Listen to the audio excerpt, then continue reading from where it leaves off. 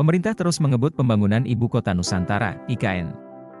Demi merealisasikan mimpi besar itu, pemerintah mengajak investor untuk berinvestasi di IKN. Melansir laman Indonesia Go.id, pembangunan di IKN dijadwalkan berlangsung secara bertahap, alias multi-years. Pemerintah sendiri membaginya dalam 5 tahap dan direncanakan tuntas pada 2045. Kelima tahap itu meliputi tahap 1, 2022 hingga 2024, tahap 2, 2025 hingga 2029, tahap 3, 2030 hingga 2034, tahap 4, 2035 hingga 2039, dan tahap 5, 2040 hingga 2045. Khusus untuk tahap 1, pembangunan di IKN membutuhkan investasi sebesar Rp466 triliun Rp 486 triliun. Bila diperinci, angka tersebut terbagi dalam bentuk investasi pemerintah dari APBN Rp88,54 triliun sampai Rp92,34 triliun, 19%, serta investasi pelaku usaha sebesar Rp377,46 triliun sampai Rp393,66 triliun, 81%.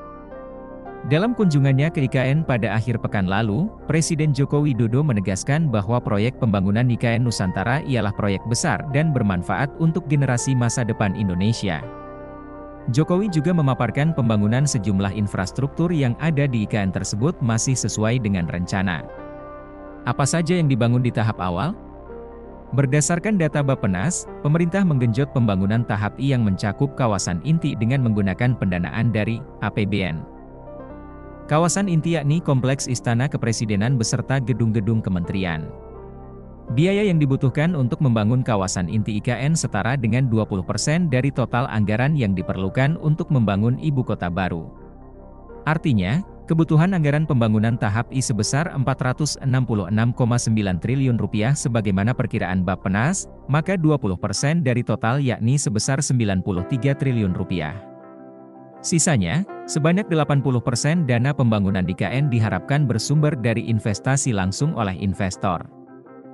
Berkaitan dengan pendanaan pembangunan, Presiden Jokowi dengan nada optimistis menegaskan, tidak ada masalah terkait anggaran. Keyakinan atas keberlangsungan pembangunan IKN kian kuat setelah Jokowi menerima 10 Taipan yang tergabung ke dalam konsorsium Nusantara. Disebutkan, mereka itu siap membenamkan dana Rp20 triliun di IKN. 10 investor tersebut antara lain, Agung Sedayu Group, Salim Group, Sinarmas, Pulau Intan, Adaro Group, Barito Pacific, Mulia Group, Astra Group, Kawan Lama Group, dan Alfamart Group. Selain beberapa investor di dalam konsorsium tersebut, terdapat juga beberapa investor yang turut terlibat di dalam proses pembangunan di sektor perhotelan, mal, rumah sakit, pendidikan, dan perkantoran. Sesuai dengan nama kotanya, di ibu kota baru itu juga akan ada Hotel Nusantara.